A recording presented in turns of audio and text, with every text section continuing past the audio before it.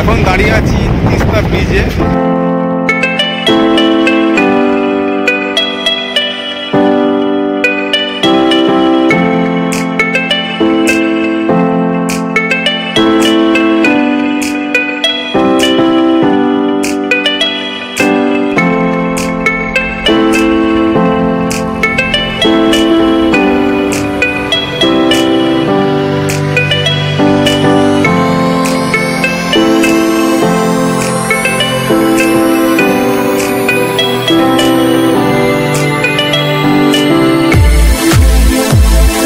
বন্ধুরা good morning from Siliguri. আজকে আমাদের ডে 2, মানে আগামীকাল কলকাতা থেকে শিলিগুড়ি এসেছিলাম। রাত হয়ে গেছিলো, তাই প্রথম কথা জানোই যে গোপ্রো তো রাতে একদমই কাজ করে না, তাই যেটুকু নাইটে আমরা রাইড করেছি সেটা আমরা রেকর্ড করতে পারিনি, তাই জন্য সেই ফুটেজগুলো তোমাকে দেখাতে পারলাম না। বাট আমরা এখানে একটা শিলিগুড়িতে প্রায় পৌঁছেছি প্রায় 11টা নাগাদ। এখানে ইন্দ্রপুরী বলে একটা হোটেল ছিল, সেটা এখানে রুম পেয়েছিলাম। আর যেহেতু এত রাতে অন্য কোথাও ঠিকঠাক রুমও পাবো না, এখন আমরা শিলিগুড়ি থেকে মাংনান যাব। বেশিক্ষণের রাস্তা নয়, মিনিমাম 5 ঘন্টা, গুগল ম্যাপ দেখাচ্ছে 5 ঘন্টা, তার বেশি সময়ও লাগতে পারে। মানে যেহেতু আমরা রাস্তায় একটু অত খাওয়া দাওয়া কিছু করবো, সেই জন্য একটু সময় বেশি লাগতে পারে। তবে 5-6 ঘন্টার মধ্যে অ্যাপ্রক্স আমরা পৌঁছে যাবো। তাহলে চলো যেতে যেতে পথে কথা হচ্ছে। গাড়িতে লাগেজ বাঁধা মোটামুটি সবই কমপ্লিট হয়ে আছে। দেখো পুরো গাড়ি কিন্তু ফুল লোডেড হয়ে গেছে। শিলিগুড়ি থেকে আমাদের বেরোনোর কথা ছিল 11টার সময়, একটু দেরি হয়ে গেছে, এখন ঘড়িতে বাজে 12টা। আমরা এখান থেকে গিয়ে ফুয়েল আপ করবো, তারপর আমরা মাঙ্গানের উদ্দেশ্যে যাব। শিলিগুড়িতে আমরা ইন্দ্রপুরী হোটেলে ছিলাম, আর রুমগুলো নিয়েছিল 1700 টাকা করে। রুমগুলো মোটামুটি ভালো ছিল, এসি রুম ছিল। শিলিগুড়ি থেকে 20 কিলোমিটার রাইড করে আমরা এখন চলে এসেছি সেবক রোড, যেটা আমাদের পৌঁছাতে সময় লেগেছে অ্যাপ্রক্স 35 মিনিটের মতো। আর সেবক রোডে আসার সাথে সাথেই চারিদিকে সিনারি কিন্তু চেঞ্জ হয়ে গেছে।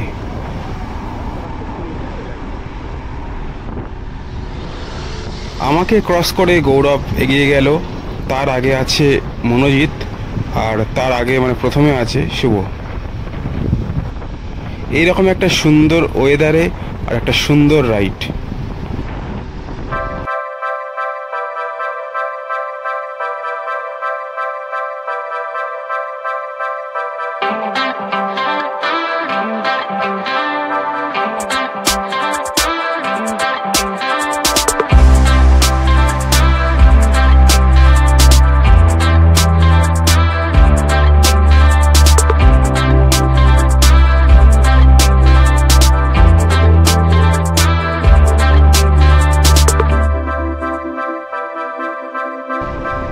রাস্তার দুধারে এরকম জঙ্গল আর তার মাঝখান দিয়ে রাস্তা, এটা একটা আলাদা অ্যাডভেঞ্চার।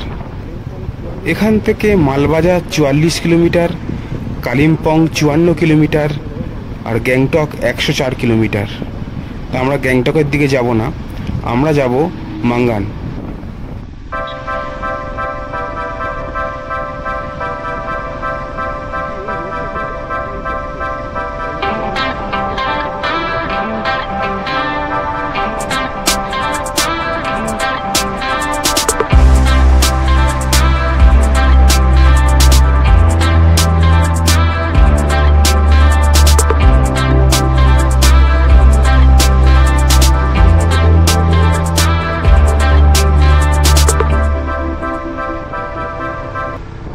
এখন আমরা যে সেবক রোডের মধ্যে দিয়ে যাচ্ছি, এটা দার্জিলিং ডিস্ট্রিক্টের মধ্যে পড়ে, আর স্টেট ওয়েস্ট বেঙ্গল, আর নিয়ারেস্ট সিকিম বর্ডার। অ্যাকচুয়ালি এই সেবক রোড আমার সেকেন্ড টাইম ভিজিট করছি আমি। এর আগে 2021-এ মার্চে আমি সিকিম এসেছিলাম, তখন সেবক রোডের ওপর দিয়ে আমি গিয়েছিলাম, তাই সেই সব পুরনো স্মৃতি দেখে মনে পড়ে যাচ্ছে। চারিদিকে রয়েছে বড় বড় সবুজ গাছপালা, আর তার মাঝখান দিয়ে রাস্তা, যেটা দিয়ে আমরা এখন জার্নি করছি। তাহলে বন্ধুরা চলো সেবক রোডের এই সুন্দর সিনারি একটু উপভোগ করা যাক।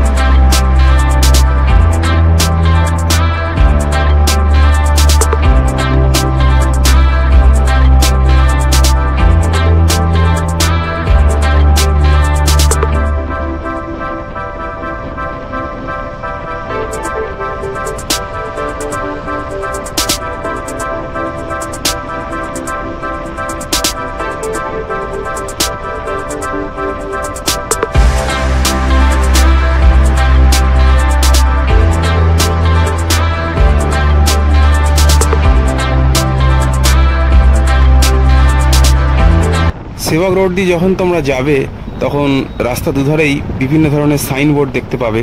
সেখানে বিভিন্ন ধরনের জীবজন্তু, হাতি ইত্যাদি ছবি দেওয়া আছে। এই সমস্ত জীবজন্তুর ছবি এই কারণেই দেওয়া আছে কারণ রাস্তার এপার থেকে ওপারে এই সমস্ত জীবজন্তু কিন্তু এখান থেকে যাতায়াত করে। তাই সেই সমস্ত যেখান থেকে এইসব জীবজন্তু পারাপার হয় সেই সব স্থানগুলোতেই এই সাইনবোর্ড দেওয়া আছে। সেবক রোডের এই দৃষ্টি আকর্ষণকারী এই পথটা বেশ অনেকটাই।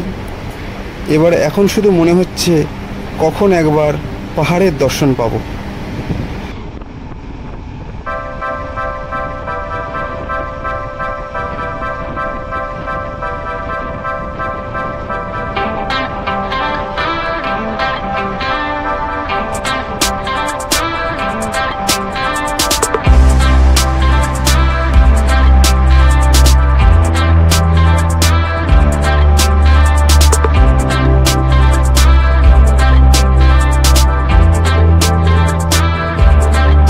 সেবক রোডের ওই সুন্দর রাস্তাতে দু একটা ফটো তোলার পর এখন আমরা চলে এসেছি সেবক স্টেশনের কাছে। আর এটা হচ্ছে তার রেল গেট। তা এটা ঠিক ক্রস করে প্রায় 4 কিলোমিটার পরে আমাদের পড়বে করোনেশন ব্রিজ। আর এখন আমাদের সামনে পড়বে সেবক বাজার। করোনেশন ব্রিজের নাম আমরা অনেকেই শুনেছি। তা এই ব্রিজ সম্পর্কে দু একটা কথা বলে রাখি। এই ব্রিজের লেন্থ হচ্ছে 698 ফুট, হাইট হচ্ছে 114 ফুট। আর এই ব্রিজ কিন্তু অনেক পুরানো। এটি প্রায় ব্রিটিশ আমলে এটি তৈরি হয়েছিল। প্রায় 87 বছর পুরানো এই ব্রিজ। আর এই ব্রিজ থেকে ঠিক ডান দিকে চলে গেলে এটা চলে যাচ্ছে মালবাজারের দিকে। এই রাস্তাটায় গাড়ির কিন্তু প্রচণ্ড চাপ, তোমার নিশ্চয়ই দেখে বুঝতে পারছো ভিডিওতে। মানে লাইন দিয়ে প্রচুর পরিমাণে কিন্তু গাড়ি আসছে ওপর থেকে নিচের দিকে। সেবক রোড দিয়ে যখন আসছিলাম তখনই বারবার মনে পড়ছিল যে কখন পাহাড়টা দেখব। তা সত্যি সামনেই পাহাড়ের দৃশ্যগুলো দেখে মন ভরে যাচ্ছে। আর রাইড করতেও বেশ মজা লাগছে।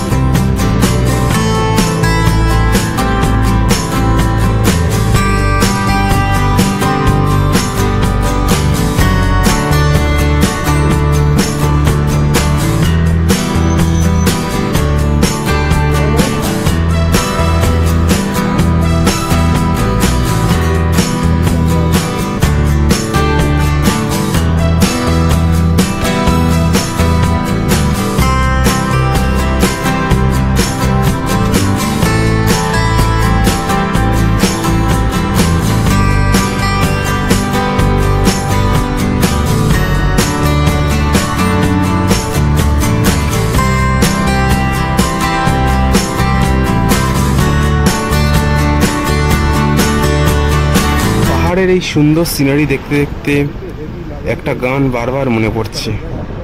আমার যশোকে নাও দিলাম তোমাকে,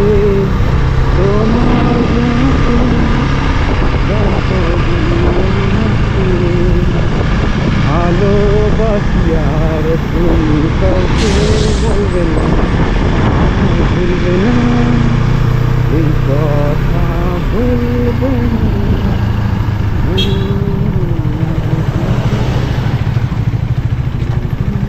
আমাদের আরও সব টিম মেম্বাররা আসতে দেরি করছিল, তাই এখানে একটু দাঁড়ালাম। তা চলে এসেছে। এবার আমরা আমাদের জার্নি ফের কন্টিনিউ করব মাঙ্গানের উদ্দেশ্যে। আর তোমরা দেখবে যে সামনে এরকম মালবোঝাই গাড়ি প্রচুর যাচ্ছে। এই সমস্ত গাড়িগুলো শিলিগুড়ি থেকেই পাহাড়ের উপরের দিকে যায়, কারণ ওপরে তো সেরকম জিনিসপত্র কোনো কিছু পাওয়া যায় না। তাই শিলিগুড়ি থেকেই সমস্ত জিনিসপত্র পাহাড়ের উপরের দিকে যায়। যারা প্রথমবার বাইক নিয়ে পাহাড়ের রাইডে আসছো তাদেরকে একটা কথা মাথায় রাখতে হবে, পাহাড়ের রাস্তাগুলো কিন্তু খুবই ন্যারো হয়। আর টার্নিংগুলো কিন্তু একটু সাবধানের সঙ্গেই নিতে হবে, কারণ টার্নিংগুলো নিজের লেফট সাইড দিয়ে যতটা পারা চেপে নিলে কিন্তু কোনো অসুবিধা হবে না। একটু ডান সাইডে গেলে অ্যাক্সিডেন্টের ভয় থেকে যায়, তাই যতটা পারবে লেফট সাইড দিয়েই চেপে তোমরা টার্নিংগুলো নেওয়ার চেষ্টা করবে। এখন আমরা NH10 দিয়ে রাইড করছি।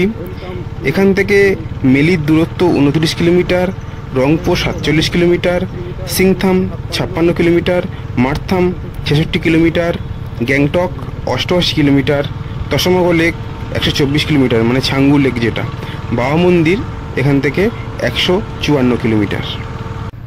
এখান থেকে তিস্তা বাজারের দূরত্ব আর 5 কিলোমিটার। আর সিকিমের রাস্তাঘাট যদি বলো, রাস্তাঘাট আপাতত মোটামুটি আমি ভালো পেয়েছি, জানি না আগে কতটা ভালো পাবো, তোমাদের আপডেট দিতে থাকবো।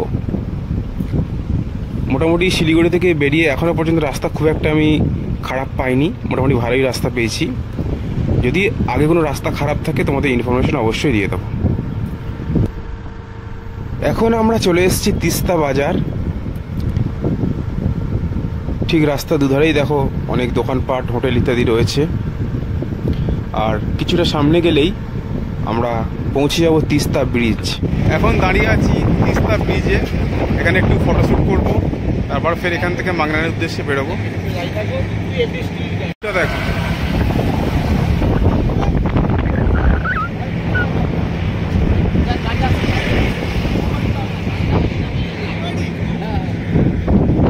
ও অসাধারণ অসাধারণ ভিউ।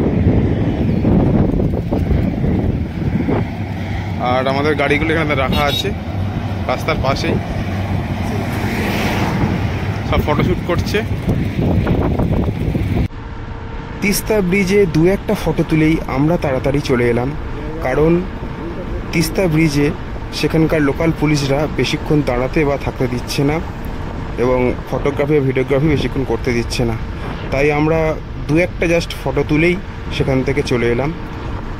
এছাড়া যে করোনেশন ব্রিজ আছে সেখানেও কিন্তু সেই ব্রিজে দাঁড়িয়েও তোমরা কিন্তু ফটোগ্রাফি বা ভিডিওগ্রাফি কিন্তু করতে পারবে না।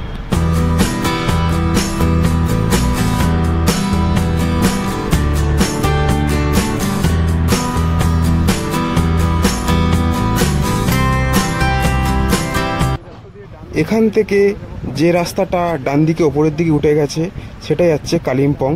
লেখাই রয়েছে সাইনবোর্ড যে ওয়েলকাম টু কালিম্পং। আর আমরা যেহেতু মাঙ্গান যাব তাই আমরা সোজা রাস্তা দিয়ে এগিয়ে যাব। এখন তিস্তা নদীটা কিন্তু আমার ঠিক বাম পাশে চলে এসছে। এর আগে যখন আমি রাইড করছিলাম আমার ঠিক ডান পাশে ছিল, এখন চলে এসছে বাম দিকে, কারণ পাহাড়ের রাস্তাগুলো সব ঘুরে ঘুরে ওপরের দিকে উঠতে হয়, তাই কখনো ডান পাশে কখনো বাম পাশে। বন্ধুরা এই রাস্তার ভিউটা দেখো, দুর্দান্ত লাগছে। মাঝখান থেকে রাস্তা, চারিদিকে বড় বড় গাছ, দারুণ দারুণ। আর আমরা যত উপরের দিকে উঠছি তত কিন্তু ঠান্ডা কিন্তু বাড়ছে আস্তে আস্তে, আর রাইড করতেও বেশ মজা লাগছে, কারণ যত আমরা এগিয়ে যাচ্ছি ততই কিন্তু সিনারি আস্তে আস্তে আরও চেঞ্জ হচ্ছে। এখান থেকে Rangpo 2 kilometre, Singtam 13 kilometre, Gangtok 41 kilometre, Pakyong airport 22 kilometre, Namchi 46 kilometre ও নাথুলা 97 কিলোমিটার। নামচি, নাথুলা এগুলো ইস্ট সিকিমের মধ্যে পড়ছে, আর আমরা যেহেতু যাব নর্থ সিকিম তাই আমরা সিংথাম হয়ে মাঙ্গানের দিকে বেরিয়ে যাব।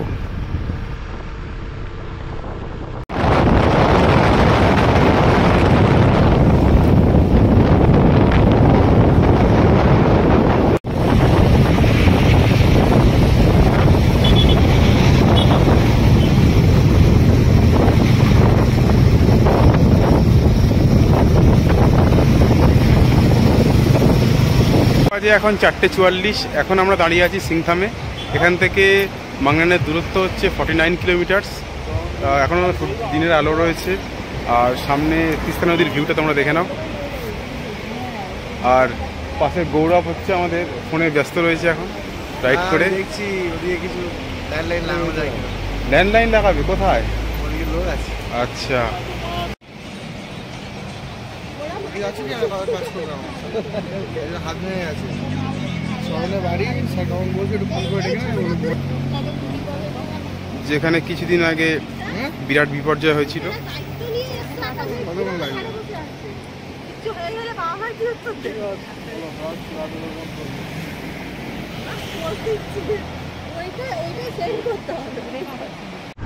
বন্ধুরা সামনের ভিউটা দেখো, ওফ চারিদিকটা যেন ওয়াও, অসাধারণ ভিউ, অসাধারণ ভিউ। কিছুদিন আগে যে সিকিমে প্রাকৃতিক বিপর্যয় হয়েছিল, সেটা এই বাঁদিকের পাহাড়টার দিকে তাকালেই বোঝা যাচ্ছে মানে কীভাবে ধস নেমেছিল। তা শুধু ভাবছি তখন সিকিমের পরিস্থিতি কেমন ছিল। আর ব্রিজ থেকে সামনের ভিউটা দেখো, ওফ অসাধারণ, অসাধারণ। তোমরা ঠিক বাম দিকটা দেখো, যে কিছুটা অংশ দেখো পুরো সাদা মতো হয়ে নেমে আছে, ওই সমস্ত স্থানগুলো কিন্তু পুরো ধ্বংস হয়ে গেছে, কারণ কিছু নেই, মানে আমি যতটুকু দেখতে পাচ্ছি।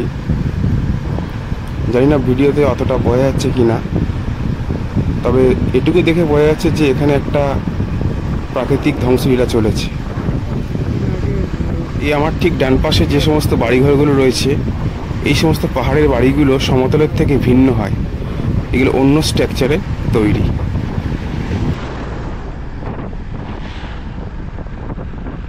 এখান থেকে গ্যাংটক 38 কিলোমিটার স্ট্রেট দেখাচ্ছে, আর ডান দিকে চলে গেলে রিনাক 19 কিলোমিটার, পাকিয়ং 35 কিলোমিটার ও মিনালা 87 কিলোমিটার। আজ থেকে কিছু মাস আগে এই সমস্ত রাস্তার মানে দেখার হাল ছিল না, ল্যান্ডস্লাইডে সমস্ত কিছু ভেঙে গেছিল, তাই এখানে এখন রাস্তার কাজ চলছে। আর চারিদিকে শুধু ধুলো দেখো।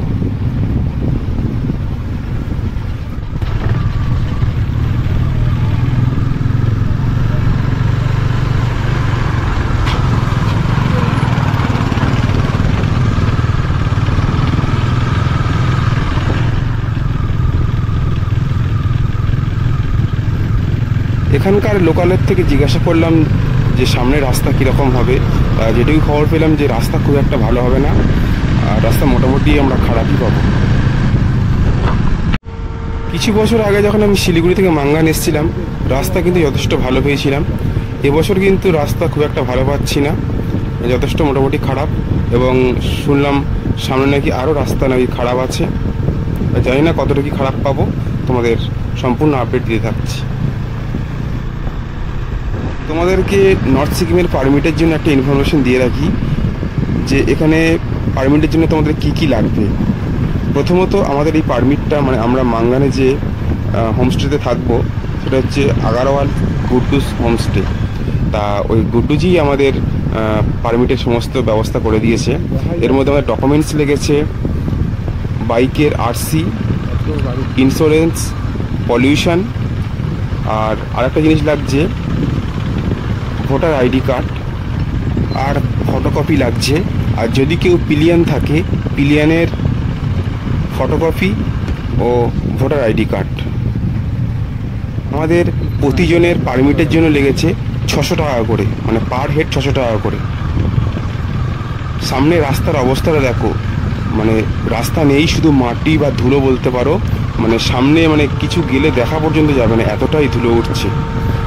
কারণ এই সমস্ত জায়গা মানে কিছুই ছিল না, মানে ধসে পুরো একদম সমস্ত রাস্তাই বলতে গেলে ছিল না। সমস্ত দেখছো যা দেখছো সব কিন্তু কাঁচা মাটির উপরে, রাস্তা নেই বললে চলে এরকম। আর শুধু ধুলো দেখো, ও মানে সামনে যে গাড়ি যাচ্ছে সেটাও বুঝতে পারবে না, এতটা পরিমাণে ধুলো। এই রাস্তায় যদি বৃষ্টি হয় তাহলে কি অবস্থা হয় বুঝতে পারছো, মানে পুরো একদম জমে যাবে।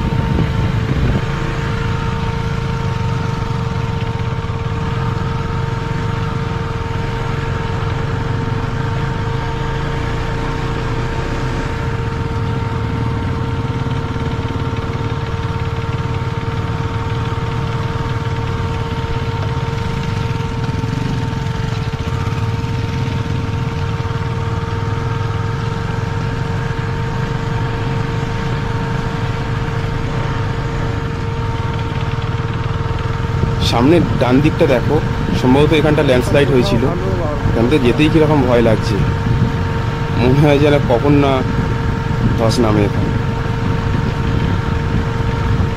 আর সামনে ধুলো দেখো।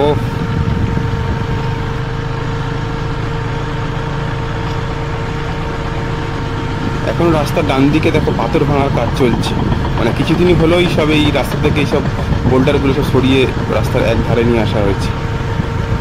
মানে খুবই খারাপ পরিস্থিতি ছিল কিছুদিন আগে পর্যন্ত।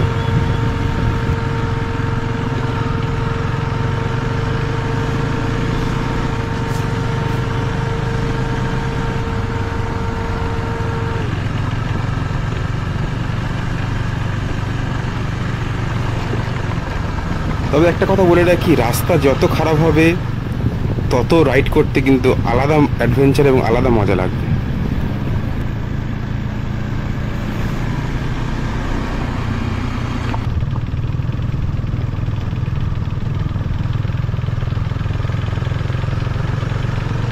জানি না ভিডিওতে কতটা ধুলো বয়ে যাচ্ছে, তবে এটুকু বলতে পারি যে মানে কিছু দেখা যাচ্ছে না যেন সামনে এরকম।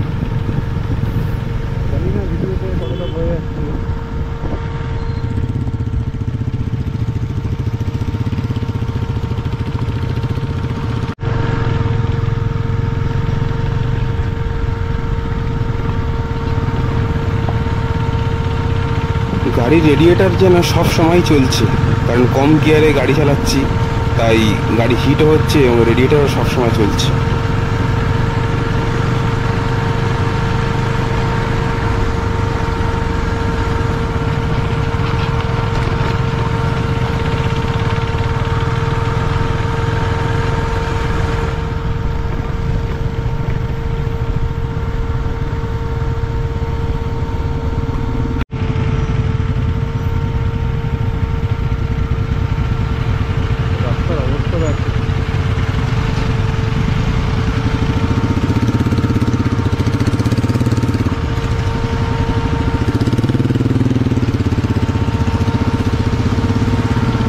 পাহাড়ে রাইড করতে এসে একটু খারাপ রাস্তা না পেলে ঠিক ভালো লাগে না, একটুকু অ্যাডভেঞ্চারের দরকার আছে।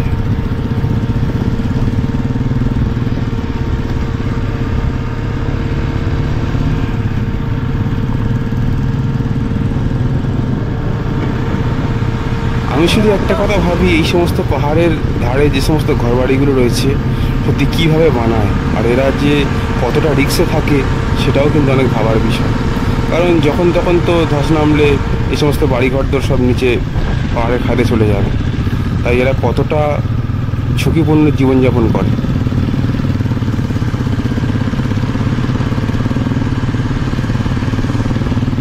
সম্ভবত দু একদিন আগে এখানে বৃষ্টি হয়েছে, কারণ রাস্তা এখনো কাদা রয়েছে আর ভিজেও রয়েছে।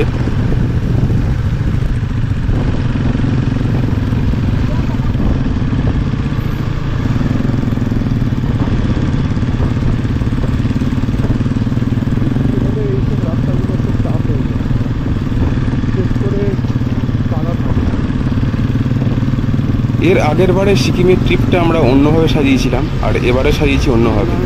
আগের বারে আমরা বারুইপুর থেকে ডিরেক্টলি আমরা গ্যাংটক পৌঁছেছিলাম, আর এবারে আমরা বারুইপুর থেকে শিলিগুড়ি, তারপর শিলিগুড়ি থেকে আজকে আমরা মাঙ্গান যাচ্ছি।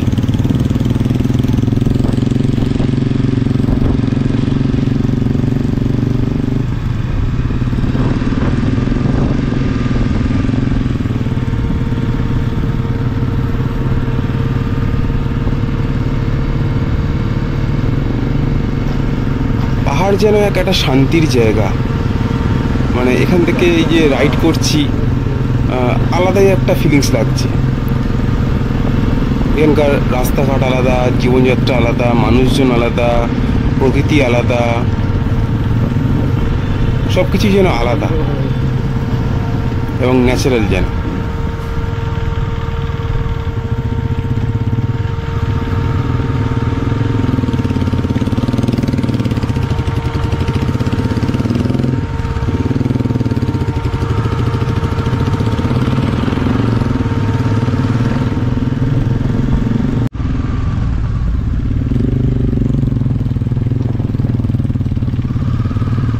এই সমস্ত রাস্তাগুলো এখনও মেরামতের কাজ চলছে, তাহলে ভাবো কিছুদিন আগে এই সমস্ত রাস্তাগুলো কী অবস্থা ছিল।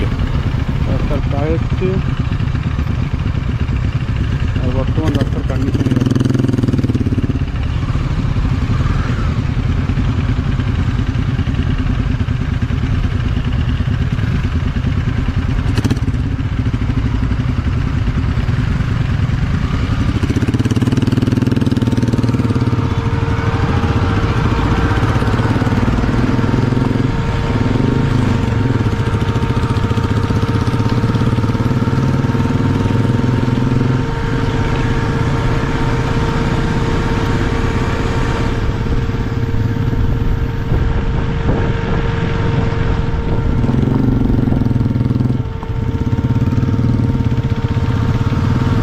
বন্ধুরা, এখান থেকে সামনের পাহাড়ের ভিউটা দেখো, কত সুন্দর লাগছে, অসাধারণ। আর এই সমস্ত রাইড সত্যি কথা স্মরণীয় হয়ে থাকবে।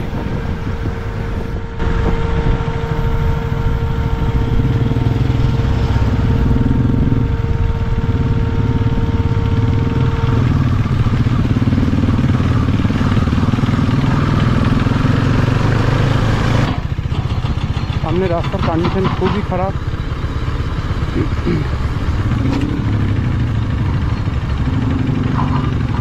খুবই খারাপ রাস্তার কন্ডিশন। সামনে জেসিবি দিয়ে পাথর ভাঙার কাজ চলছে,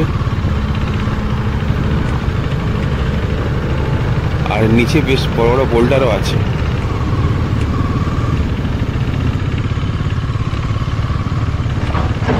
পাহাড়ের এই সমস্ত রাস্তাগুলি বিশেষ করে যখন কাদা থাকে তখন এক আলাদা বিপজ্জনক তৈরি হয়, কারণ এই সমস্ত জায়গায় টায়ার কিন্তু খুব স্লিপ করে।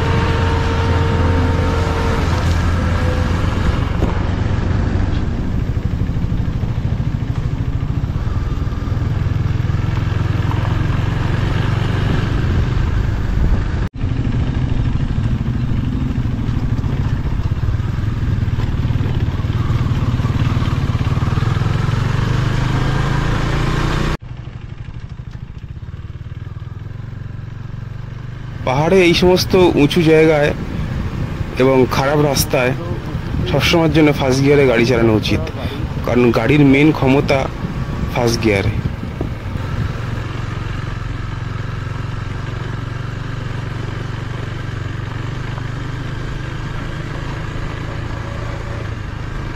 এই সমস্ত রাস্তায় যদি একবার বৃষ্টি হয় তাহলে বাইকার্সদের কেমন অবস্থা হয় বুঝতে পেরেছো? আমার গোপ্রোটা খুবই হ্যাং করছে, একদমই অন হচ্ছে না, তাই আমি ভিডিওটা মোবাইলেই করছি। আর এখান থেকে মাঙ্গাইয়ের ডিস্টেন্স হচ্ছে 20 কিলোমিটার মতো। আর রাস্তার কন্ডিশনে তোমরা দেখেছো এবং দেখছো, যদি রাস্তার কন্ডিশন ভালো থাকতো হয়তো আমাদের পৌঁছাতে পারতাম। তা রাস্তার যা অবস্থা, এমনি সন্ধ্যা হয়ে আসছে, আমাদের পৌঁছাতে কিন্তু একটু টাইম লাগবে।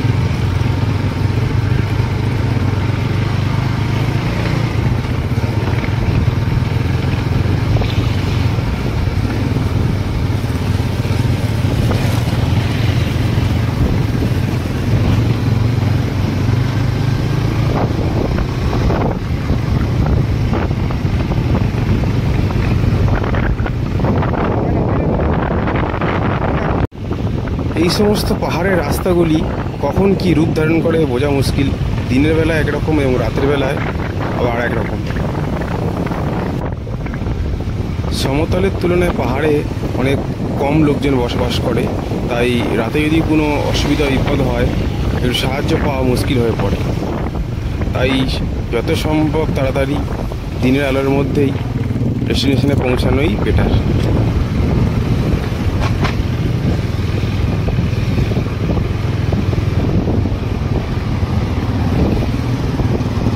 বাগনানের 20 কিলোমিটার আগেই আমার কিন্তু গোপ্রোটা হ্যাং হয়ে গেছিলো, যার কারণে তারপরে আমি আর ভিডিওটা রেকর্ড করতে পারিনি।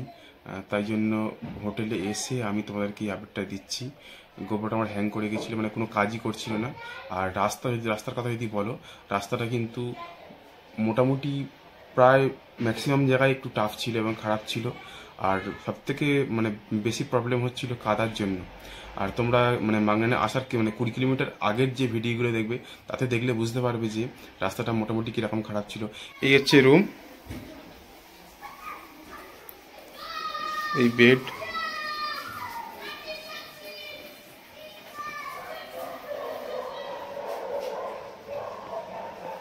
টিভিও রয়েছে।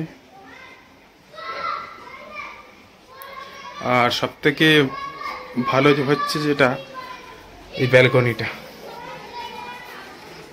এখানে বেশ বসার চেয়ারও রয়েছে। আর ব্যালকনি থেকে বাইরের ভিউটা। এখন 10টা বাজে, তা আমাদের ডিনার চলে এসছে। পাহাড়েতে এমনি তোমরা জানো যে তাড়াতাড়ি সব হোটেলে যা কর্মচারীরা আছে তাড়াতাড়ি শুয়ে পড়ে, তাই জন্য আমাদের ডিনার অলরেডি চলে এসছে। কি কি রয়েছে সেটাই দেখাবো। মটর পনির আছে, সঙ্গে সবজি আছে, ডাল আছে আর পাঁপড় আছে। আর মনে করলে রুটি অপশনাল আছে। ডিনার কমপ্লিটের পর আমরা প্রায় অনেকক্ষণ ধরে মানে আড্ডা মারলাম, যেহেতু আমরা একসঙ্গে 8 জন এসেছি। তা সবাই মিলে একটু আড্ডা মারলাম। পাহাড়ে আড্ডা মারার একটা মজা আলাদা। গানের আন্তাক্ষরী খেললাম। এখন প্রায় 1টার মতো বাজে। আবার ফের সকালে উঠেও আমাদের একটা রাইড আছে, মানে মাংনান থেকে আমরা যাব লাচিনের উদ্দেশ্যে। আর শুনছি নাকি নাকা ওয়াটারফলস যেখানে আছে সেই রাস্তাটাও নাকি খুব খারাপ, মানে হয়তো ক্লোজ আছে। তবে নাকি যাওয়া যাবে, তবে একটু রাস্তাটা মানে একটু নয় অনেকটাই খারাপ। তা দেখি মানে সকালে তোমাদের সেই আপডেটটা দিচ্ছি। তা আজকের মতো এখন গুড নাইট। আগামীকাল সকালে তোমার সঙ্গে কথা হচ্ছে।